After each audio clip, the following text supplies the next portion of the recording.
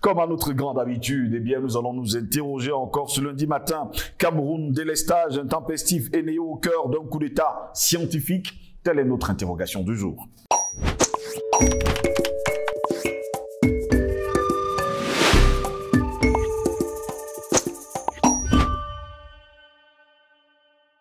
Mesdames, Messieurs, bonjour. Très heureux de vous retrouver sur Panafricaniste TV et c'est Parole aux panafricanistes qui démarre.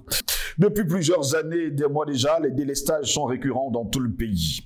Il n'y a pas une seule région ou ville qui est épargnée par les coupures intempestives de l'énergie électrique. Une situation qui plombe les activités de ses habitants. Eneo, entreprise chargée de la distribution de l'énergie électrique, est-elle au cœur d'un coup d'État scientifique avec la complicité de l'extérieur et des endocollants qui font feu de tout bois pour empêcher certains chantiers publics de s'achever et faire monter la colère des Camerounais. En tout cas, nous nous interrogeons. Dans un communiqué publié le 25 janvier dernier, la société Eneo, concessionnaire du service public de l'électricité au Cameroun, annonçait le retour du rationnement de l'énergie électrique dans le pays. Des contraintes de production dans le système électrique suite à la baisse de l'hydrologie sur le fleuve Ntem vont occasionner des rationnements au service électrique dans les régions du centre, du sud, de l'est, du littoral, de l'ouest, du nord-ouest et du sud-ouest. C'est dire donc que c'est tout le pays. Electricity Development Corporation, l'entreprise publique de patrimoine du secteur de l'électricité, a annoncé pour sa part à Eneo la persistance de la baisse de production à Memvele, oui, il faut le préciser, jusqu'en mars dernier, indiqué d'ailleurs le distributeur de l'énergie électrique et l'entreprise contrôlée par le fonds d'investissement britannique Actis, de poursuivre malgré la mise à contribution des centrales thermiques. Le déficit entre l'offre et la demande ne pourra pas être totalement couvert durant cette période. Qu'est-ce que cela veut dire? Nous nous interrogeons encore. En clair, 6 régions sur les 10 que compte d'ailleurs le Cameroun seront de temps en temps plongées dans le noir au cours des mois prochains et surtout de l'année courante, impactant les activités économiques et le confort des ménages. Ceci à cause de la baisse de production observée dans le barrage de Memvele d'une capacité, on va le dire ainsi, installée de 211 MW conçue dans la région du Sud pour pallier le déficit de production observé dans le pays. Justement, c'était pour pallier aux coupures intempestives de courant. Mais qu'est-ce qui s'est réellement passé puisque nous nous demandons pourquoi aujourd'hui les coupures intempestives de l'électricité sont récurrentes dans tout le Cameroun. Voilà pourquoi nous nous interrogeons. Cameroun, délestage intempestif, Eneo au cœur d'un coup d'État scientifique. En tout cas, telle est notre grande interrogation. Pour répondre à nos questions, nous sommes avec Albert Anatolaïssi, directeur de publication du journal Le Cactus et journaliste d'investigation. Albert Anatolaïssi, bonjour, bienvenue à vous. Bonjour à vous, Steve Gelango. Je dis bonjour et surtout bon début de semaine aux techniciens, notamment à Gires qui est derrière les machines. Je dis bonjour aux Africains, bonjour aux Afro. Je veux dire, au peuple noir d'origine africaine, je préfère cette expression-là, notamment ceux qui vont bientôt subir la dictature du côté de Mayotte. Je parle de ces personnes qui n'aiment pas voir les migrants d'origine africaine de ce côté-là et qui ont décidé d'exprimer, je veux dire, de respecter le droit international humanitaire de ce côté-là. Je dis merci pour n'est-ce pas, pour ce retour de manivelle qui nous envoie. Ça nous permet de comprendre effectivement qui sont-ils. Je dis bonjour justement à tous ces peuples-là qui luttent en dehors des peuples africains. Il y a d'autres peuples également qui sont en train de comprendre que, en fait, ils sont toujours dans une sorte de prison de verre, une prison dorée, mais on leur fait croire que le fait d'organiser des élections ou de manifester, c'est une preuve de la démocratie. Quand je l'ai dit, permettez-moi de commencer par là où j'ai commencé, dans mon coup de gueule, à savoir qu'ils l'ont encore fait, comme vous avez l'habitude de dire. Les démocrates de Washington l'ont encore fait. Oui. Ils se sont exprimés par ce qu'ils savent le mieux faire, la dictature. C'est-à-dire qu'ils ont refusé à la délégation des journalistes russes qui devraient accompagner le patron de la diplomatie russe, Sergei Lavrov, du côté de l'ONU. Vous savez qu'actuellement, la Russie occupe la présidence tournante du Conseil de sécurité. Voilà. Donc, aujourd'hui et demain, il y aura une prise de parole de la diplomatie russe du côté de l'ONU. Conséquence, eh bien, les demandes de visa qui ont été introduite par la délégation des journalistes russes, et s'est opposé au fait de non recevoir des démocrates de Washington. Voilà ce qu'ils sont. Merci pour l'invitation. Tout le monde sait déjà qu'ils sont, Albert Anatoly, ici, des dictateurs, mais ils accusent justement les chefs d'État africains d'en être. Albert Anatoly, ici, le Cameroun nous intéresse ce lundi matin, délestage intempestif. Je commence par là. Eneo est-il au cœur d'un coup d'État scientifique dans ce pays? Avant de répondre à votre question, monsieur Steve Longos, revenons un peu au contexte. J'aime toujours parler de contexte. Au début des années 90, le Cameroun, comme la plupart des pays africains, avec les pressions des institutions financières de Bretton Woods, notamment le FMI, la Banque mondiale, s'était engagé dans la privatisation, un processus de privatisation des sociétés ou des entreprises parapubliques et publiques, surtout parapubliques, c'est des entreprises de souveraineté, donc stratégiques. Parmi ces sociétés qui sont passées sous la coupole de la commission de technique de privatisation des entreprises, vous aviez pêle-mêle Camtener, vous étiez tout petit, Camtener s'occupait du fret maritime, vous aviez Camship qui s'occupait du transport maritime, vous aviez la CINE qui s'occupait de la pollution, de la distribution et de la communication de l'eau. Vous aviez la SONEL qui s'occupait de la pollution, de la distribution et de la communication du secteur de l'électricité au Cameroun. Entre autres, vous aviez la régie FECAM à l'époque qui est devenue Camrail. Vous aviez Intelcam qui est devenu Camtel. Vous avez comme ça toutes les sociétés stratégiques.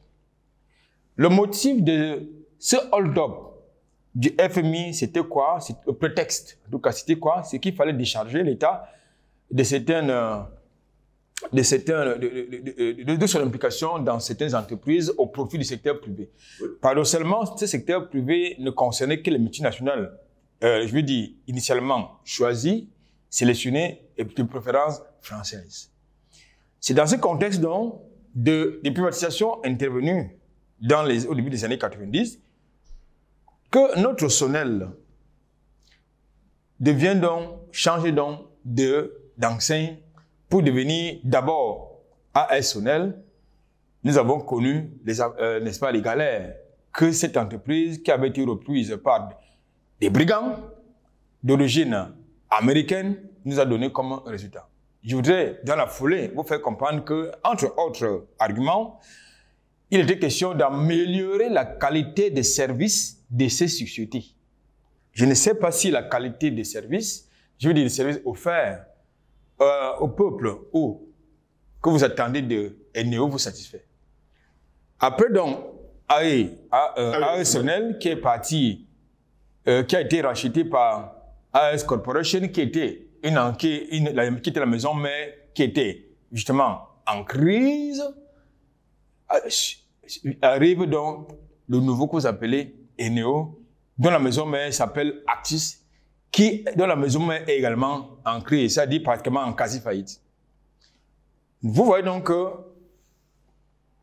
le prétexte qui était l'amélioration de la qualité des services au travers le renouvellement des investissements, la qualité de l'offre de services, ce n'est pas au rendez-vous avec Eneo. Tous les jours, vous l'avez dit d'ailleurs dans votre introduction, il ne se passe pas un seul jour sans qu'il y ait des stages. D'abord dans les grandes villes.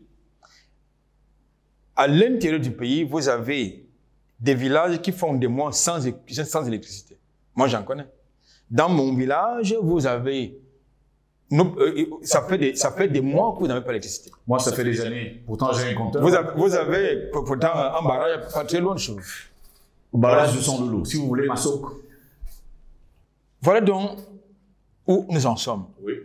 Et en plus, cette entreprise qui avait vocation à améliorer l'offre de services de la fourniture d'énergie électrique au Cameroun a engagé l'État du Cameroun dans un contrat qui n'était pas en réalité celui du Cameroun. C'est-à-dire qu'ils ont imposé à l'État du Cameroun une sorte d'avenant. C'est-à-dire la construction des barrages hydroélectriques.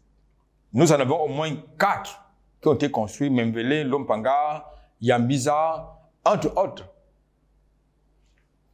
Donc, jusque-là, dont les capacités sont quand même à même de satisfaire la demande locale. Oui. Mais on n'arrive donc pas à comprendre que tous les jours, vous avez, n'est-ce pas, une industrie française, je crois que c'est Alucam, qui paye l'électricité très moins cher et qui, pour payer même ses factures, fait tous les caprices au détriment des ménages qui constituent le plus gros portefeuille des néos. Et en plus de l'impact économique négatif que suscite ce délestage intempestif, vous avez un impact social, M. Sylvain Bengos. Le premier impact social, c'est que vous avez pratiquement près de 80% de la population camerounaise qui est dans le secteur informel. Donc, qui vit au jour le jour, en d'autres termes. Et qui, au petit bonheur, peut attraper 30 000 francs et faire des provisions dans le congélateur.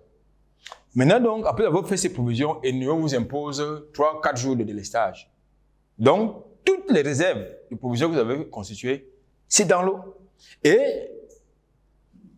il n'y a aucun procès, presque aucun procès, c'est-à-dire que les Camerounais se sont carrément résignés à ce qui doit être leur droit de revendiquer. On ne peut pas compter sur l'opérateur qui a vocation de régulation, c'est-à-dire ARCEL, c'est-à-dire l'agence de régulation de l'électricité au Cameroun. On ne peut pas compter sur eux. Parce qu'ils sont dans le paradigme, ils sont en plein corrompus, ils sont corrompus, n'ayons pas peur de le dire. Vous ne pouvez pas encore, même les associations de défense des droits des consommateurs sont passées justement à la trappe de la corruption. Aujourd'hui, ils sont abonnés. Bien évidemment, parce qu'ils sont passés à la trappe de la corruption. Donc, je pense qu'aujourd'hui, il est important que les citoyens s'organisent. Je peux revenir à votre question. Est-ce que Eneo est dans une posture de coup d'État scientifique? Oui. C'est pas moi qui le dis. En fin d'année dernière, les services spécialisés de la République du Cameroun, notamment la délégation générale à la sécurité nationale, a fait un rapport sur la qualité de l'offre de services d'Eneo. Suite d'abord aux plaintes de la population, des consommateurs, oui. Il y a eu un rapport qui a été fait par la délégation générale à la sécurité nationale, qui n'est pas n'importe quelle institution dans notre République. Et ce n'est pas le seul rapport.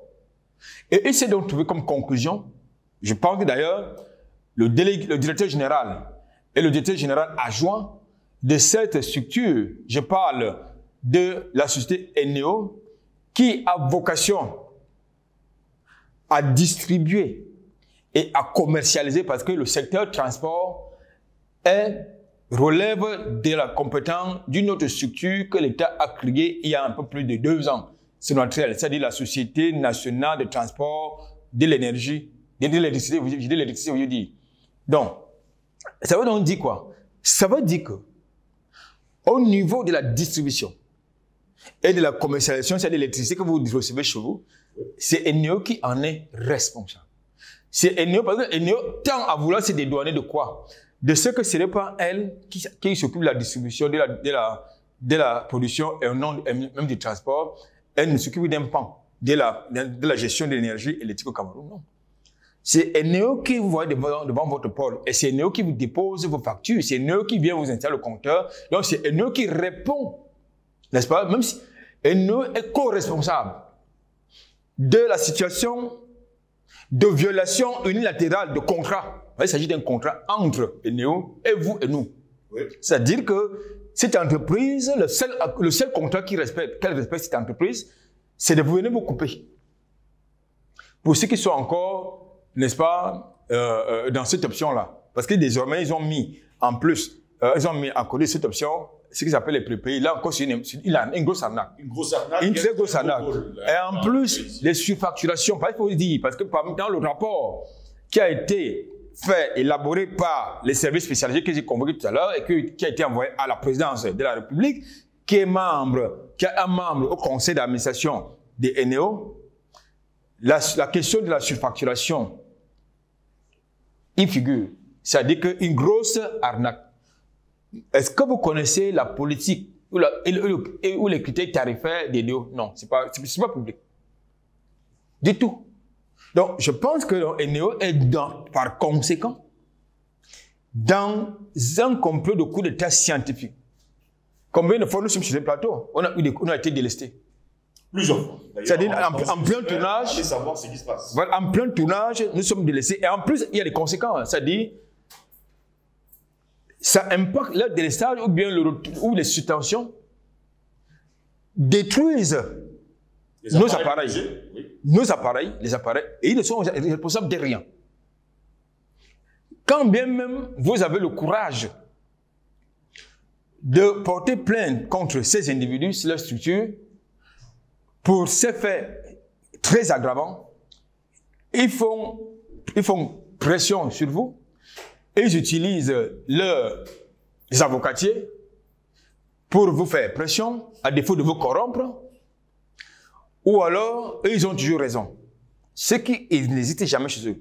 Je ne sais pas si en France, puisque l'actuel directeur général des NEO, c'est un Français, si chez eux, en France, ils peuvent supporter 30 minutes de délestage. Mais dans mon pays, le Cameroun, on impose cela. Et en plus, conséquences. Du point de vue social, il y a des conséquences parce que il y a les ménages qui sont impactés. Oui. Vous avez les étudiants ou les élèves qui n'arrivent plus normalement à apprendre ou à prendre les leçons ou à faire les devoirs. Du fait de cette situation, en plus, vous ne passez pas une bonne nuit. Parce que si vous passez une très mauvaise nuit du fait de la chaleur, vous aurez forcément un mauvais rendement. Parce que ça veut dire que le lendemain matin, vous vous retrouvez dans votre boulot en train de somnoler.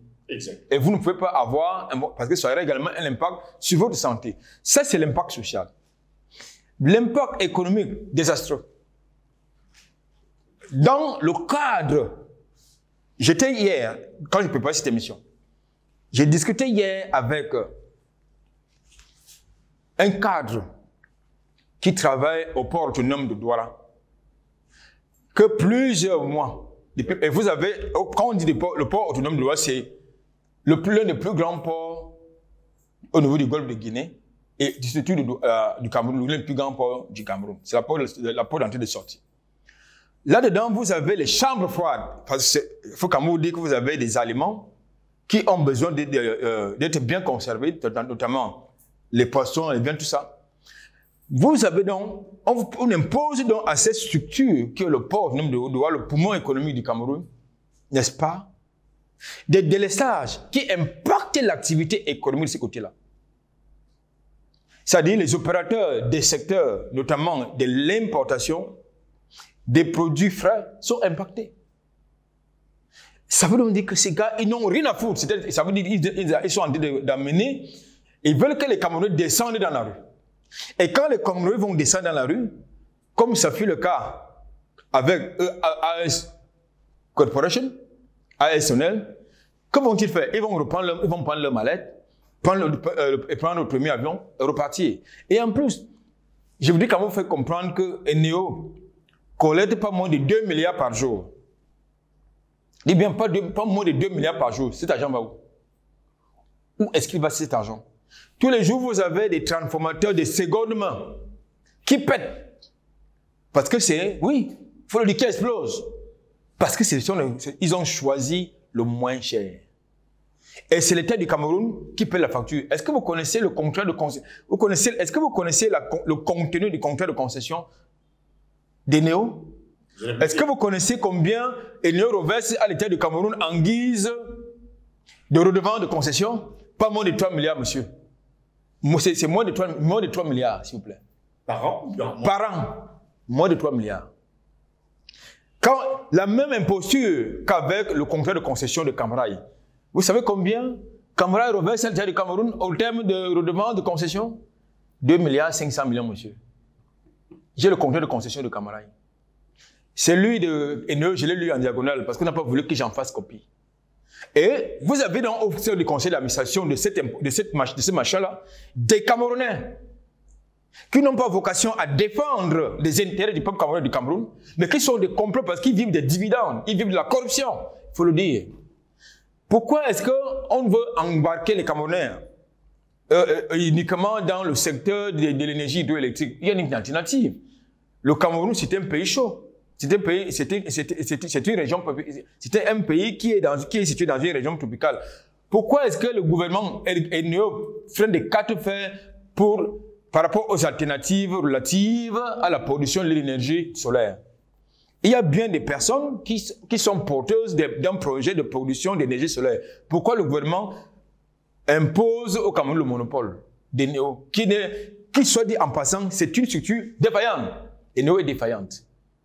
Lorsqu'une entreprise est défaillante et que c'est constaté, on résilie le contrat. Mais pourquoi est-ce qu'on ne le fait pas d'Eneo? Parce que vous avez des gens qui trônent au conseil d'administration, qui vivent de la corruption des dividendes, ils ont très peu cas des problèmes des Camerounais. Que dit aujourd'hui le ministère de l'eau et de l'énergie au Cameroun?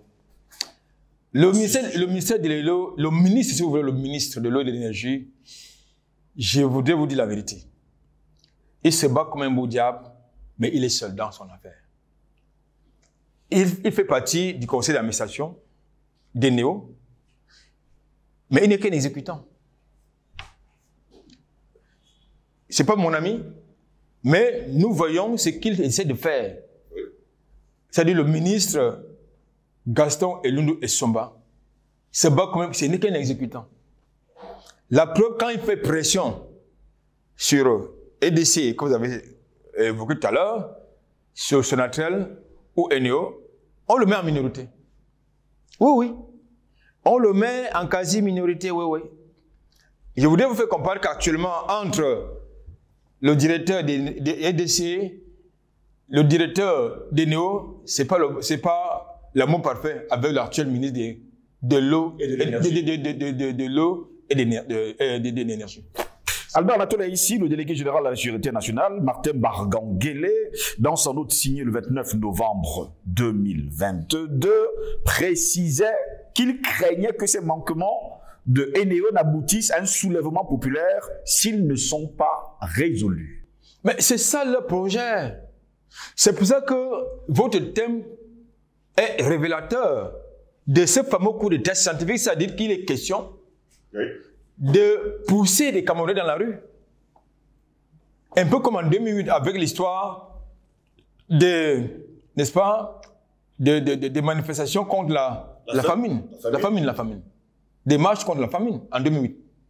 C'est-à-dire qu'ils sont en train de pousser les populations à descendre dans la rue et à saccager justement les acquis qui ne sont pas le patrimoine. Il faut quand même dire que même le poteau qui est devant vous, qui est devant vous, c'est votre poteau. Puisque vous payez de l'argent pour qu'on vous l'installe, pour qu'on vous le place ce poteau, le compteur qui est chez vous, je crois qu'on vous donne un devis que vous partez payer la caisse pour qu'on vienne vous planter un compteur. C'est votre patrimoine, mais ces imposteurs vous disent que ça ne vous appartient pas. C'est leur propriété, du grand n'importe quoi. Et je pense qu'il va falloir, il est important, d'engager une véritable réforme dans le secteur de l'énergie au Cameroun. Lorsqu'il parle du secteur de l'énergie, l'eau est concernée, y compris l'électricité. Albert, Anatole, ici on parle d'arnaque, c'est d'ailleurs ce que le délégué général de la sécurité nationale précisait, arnaque, facturation arbitraire, eh bien ce sont eux également qui ne réparent pas on va le dire comme ça, les ménagers qui ont été endommagés par les coupures intempestives. Il y a plusieurs choses d'ailleurs qui ont été soulevées dans la note du délégué général de la sécurité nationale, mais jusqu'à preuve de contraire, silence radio du côté de Eneo. Non, le problème c'est qu'il faut, le ministre Mbargangué, puisqu'il a dans le ministre, le délégué général de la sécurité nationale, un peu d'être diplomate, il a fait son travail. Il a fait son travail et il a transmis son rapport à qui de droit. Il appartient aux politiques de prendre leurs responsabilités. La première responsabilité qui incombe aux politiques ainsi qu'aux membres de la société civile, voilà un dossier intéressant pour votre société civile qui est corrompue. Avec une Assemblée nationale, on parle de parlementaires qui sont également muets à ce sujet. Je crois que c'est une question. Non, les parlementaires ne sont pas muets sur la question. Les parlementaires, il y a eu, n'est-ce pas, il y a eu une session, n'est-ce pas, à la Chambre du Parlement camerounais, où cette question a été évoquée. Le ministre de l'eau et de l'énergie a été soumis à un interrogatoire des députés sur la question de l'insécurité énergétique au Cameroun. C'est vrai. Parce que nous sommes dans l'insécurité, monsieur. Parce que tout à l'heure, je parlais des conséquences économiques, des conséquences sociales, mais il y a des conséquences, vous avez également des conséquences d'ordre sécuritaire, monsieur Steve Longo. Vous vous sentez plus en danger lorsqu'il y a la lumière ou bien lorsqu'il y a de l'obscurité. Mais vous êtes plus en danger que lorsqu'il y a l'obscurité, n'est-ce pas? Oui. Ça veut dire que ça permet donc, dans l'obscurité, tout qu'on peut se faire. Et c'est le cas, c'est le cas. Et en plus, vous avez une offre de service discriminatoire. C'est-à-dire, dans leur politique de délestage, vous avez des quartiers qui ne sont jamais délestés. Les quartiers où il y a une prédominance des cas des néo. Leurs amis? Non, leurs collaborateurs. Les quartiers où il y a une prédominance des membres du gouvernement, je n'ai pas demandé qu'on les déleste, mais j'ai quand même constaté une chose, chez certains membres du gouvernement, et il y a les générateurs. Ça veut donc dire que même si les membres du gouvernement subissent les délestages. Je voudrais également vous dire que c'est inacceptable, monsieur Steve Longos. Est-ce qu'on peut délester une caserne militaire du côté de Paris en France? Est-ce qu'on peut délester un hôpital en France? Est-ce qu'on peut délester... Non, je pose les questions essentielles. Lorsqu'on parle de coup de test scientifique, est-ce qu'on peut délester une caserne militaire en France? C'est le cas au Cameroun, on déleste tous les jours les casernes militaires. On déleste les hôpitaux. Et vous savez que dans certains hôpitaux, il y a des morgues, n'est-ce pas? Il y a des blocs opératoires. Moi, je connais quelqu'un qui a perdu sa femme, monsieur Timzongo, parce qu'elle était au bloc. Et ils ont retiré le machin, la dame est décédée. Parce que elle ne pouvait plus, les appareils ne pouvaient plus fournir l'oxygène normalement. Elle est décédée. Quand vous êtes au bloc, l'oxygène, c'est une affaire de secondes. Est-ce qu'on peut délester un établissement hospitalier? Est-ce qu'on peut délester, n'est-ce pas, c'est-à-dire les symboles de souveraineté d'un État? Je voudrais vous faire comprendre que quelquefois, ils se sont permis de délester la présidente de la République. Et la présidente de la République, vous avez des générateurs. Je ne sais pas si vous comprenez un peu où ça va. On délaisse le Parlement camerounais, c'est-à-dire les institutions de la République, on les déleste. Ça veut dire que nous avons un problème, pas seulement avec ces gens qui viennent avec une mallette vide, qui sont présentés comme étant les investisseurs, mais nous avons également un problème avec les endocolons, c'est-à-dire ces gens qui siègent comme administrateurs au conseil d'administration de cette affaire. Et ce sont nos concitoyens. Donc, je pense qu'aujourd'hui, comme tous les secteurs sont impactés, la téléphonie mobile, c'est la catastrophe. Le secteur de l'eau, on attend de voir. Nous avons des promesses, on attend de voir. L'électricité, tous les jours, je dis bien tous les jours, dès que le vent souffle, c'est toute la République qui est dans le noir. Dès qu'un seul vent souffle. Oui. Non, ce n'est pas de la blague. Dis bien, je crois que vous avez été cette semaine au moins 2 fois dans le noir. N'est-ce pas? Je vous dirais même que j'ai passé 4 jours dans le noir. Voilà. Dès que le vent souffle, un simple vent, ça part. Et ça ne dit rien à personne. C'est devenu quelque chose de banal. Ça dit, l'offre énergétique, l'offre de services en énergie électrique qui est un droit fondamental. Parce que lorsque vous ne pouvez plus être, lorsque l'État ou l'un des membres de l'État ne peut plus vous assurer le bien-être dont vous avez besoin, bien, auquel vous pouvez prétendre, c'est un droit. C'est votre droit qu'on viole. Albert Nathalie, ici pour sortir de cet entretien, on nous fait savoir quand même que pour résoudre le problème de construction, on parle de la construction d'un barrage réservoir qui est également envisagé. Et on nous fait savoir d'ailleurs, ce sont les propos de Garçon Ndondo et Somba qui nous dit qu'en perspective et pour atténuer les impacts de la variation de l'hydrologie du fleuve Ntem, le chef de l'État prescrit l'accélération de la maturation du projet de construction d'un barrage réservoir sur le fleuve Ntem. Et là, il faut préciser qu'on parle justement de près de 75% du potentiel hydroélectrique du pays à partir de la Sanaga sur au moins, ce qui questionne également le choix du gouvernement de construire une centrale hydroélectrique de 211 MW sur le Ntem. Ça fait partie des solutions. Oui. Mais le barrage réservoir ne va pas résoudre le problème. Les investissements doivent prendre en compte la démographie galopante. Donc, j'ai envie de dire, qui surenchérit la demande, qui surenchérit l'offre de la demande. Déjà, sur le plan national, la demande n'est pas satisfaite, mais le gouvernement camerounais quand même se donne la liberté de fournir l'énergie à certains pays voisins. Alors que la demande locale n'est pas satisfaite. Ça également, il y a un problème. Mais paradoxalement, faites un tour du côté de Kiossi, à la frontière entre le Cameroun, la Guinée équatoriale et le Gabon. Je vous fais comprendre que vous serez révolté. Vous serez révolté de constater que du côté de Kiossi, vous avez les générateurs qui ronronnent toute la nuit, mais en Guinée équatoriale, il y a l'électricité. C'est-à-dire que c'est le Cameroun qui fournit l'énergie électrique à la Guinée équatoriale, mais les populations camerounaises sont dans le noir, tandis que du côté de la Guinée équatoriale, les populations sont dans la lumière. Vous ne trouvez pas que c'est une contradiction là? C'est un paradoxe. Il faut donc d'abord satisfaire la demande locale avant, très souvent, je pense que c'est souvent le surplus qu'on vend. Vous ne pouvez pas avoir un gap à combler en termes de demande et vous commencez à vendre alors que déjà, sur le plan local, vous avez la demande des industries qui est exponentielle et pas suffisante. Et en plus, vous avez les demandes des ménages. Il y a un problème. Il y a un très gros problème. Vous demandez... Tout à l'heure, je parlais des institutions qui sont délestées. Monsieur Nongos. Mais il y a quand même... Cette affaire de délestage constitue une violation des droits de l'homme au Cameroun. Combien d'affaires du fait des délestages des néos sont renvoyées parce qu'un juge ne peut pas travailler dans des conditions difficiles de délestage. Allez à Bononjo, dans les juridictions. Si vous allez trouver un juge, un magistrat assis dans le bureau lorsqu'il y a des délestages. Et là, c'est-à-dire, ça prolonge la durée, c'est-à-dire, ça prolonge la durée soit de détention de certains prévenus, pour ceux qui ne sont pas condamnés, ce sont des prévenus. Donc, ça prolonge indéfiniment la durée des procédures des prévenus. Donc, cette affaire, c'est à prendre au sérieux. Je vous dis que ces gars sont dans un coup d'État, ils sont dans un projet de coup d'État scientifique, ni plus ni moins.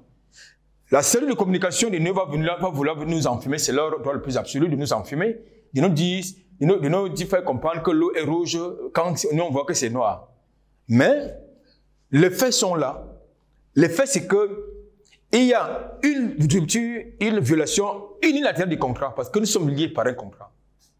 De deux, du fait de la violation répétitive et récurrente de ces contrats, nous subissons des impacts et des conséquences, quelquefois d'abord en tant qu'être humain, et nos appareils, quelquefois vous avez acheté à prix d'or, avec vos économies, mais que les criminels, c'est comme ça qu'il faut les appeler, que les criminels ne sont pas capables n'est-ce pas, de payer. Ils ne sont pas capables de payer le préjudice qu'ils commettent. Parce qu'il y a un préjudice qui est même inestimable. Le barrage de retenue, je veux dire, le réservoir de retenue d'eau, c'est un bon projet. Mais je pense également qu'il faut enlever à Néo son monopole qui lui donne un peu trop de liberté, de manquer de respect, n'est-ce pas, aux Camerounais. C'est-à-dire, on met en place une autre structure qui va s'investir dans une énergie alternative, c'est-à-dire l'énergie solaire. Nous avons des gens qui sont capables de le faire. Est-ce que les populations du Nord ont besoin de l'énergie hydroélectrique? Non. Ils ont besoin de l'énergie solaire. On en a besoin du côté de l'Ouest parce qu'il y a beaucoup. Nous avons au moins, nous avons une année qui est de 12 mois. 12 mois, vous avez au moins 9 mois de soleil. Ça veut dire que ça vous produit pratiquement de l'énergie. Mais pourquoi est-ce que le gouvernement n'ouvre pas la brèche de ce côté-là? Parce que au sein du gouvernement, vous avez des gens qui ont des intérêts à l'intérieur des néos, notamment à la fois des prestataires, parce que certains sont des prestataires. Les membres du conseil d'administration sont des prestataires à néo. Ils n'ont pas envie de perdre, j'ai envie de dire, le biscuit. Merci à vous, Albert Antola, ici d'avoir été avec nous ce matin. C'est fut un plaisir. Mesdames, Messieurs, c'est ici que s'achève cette édition de Parole panafricaniste. Au plaisir de vous retrouver très prochainement. Nous vous souhaitons de passer une agréable journée.